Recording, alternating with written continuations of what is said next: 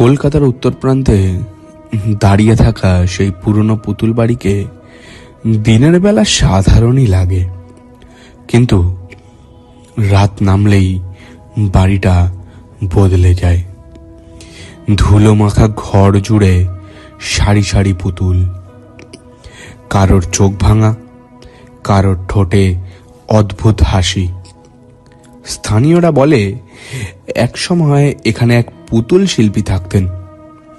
তার পরিবার হঠাৎ এক রাতে নিখোঁজ হয়ে যায়।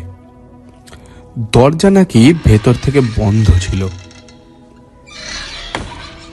মাঝরাতে নাকি জানলা দিয়ে আলো জ্বলে ওঠে, আর পুতুলগুলোকেও নাকি ফিসফিস করে কথা বলতেও শুনেছে অনেকে। কেউ কেউ শুনেছে শিশুর বুক ফাটা কান্না।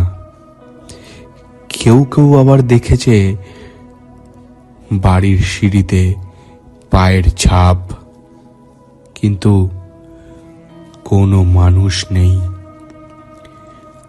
ভোর হলেই সব চুপচাপ, শান্ত।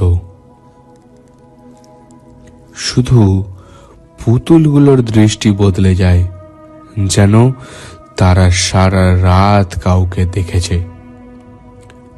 লোকে বলে ওরা নাকি পাহারা দেয়।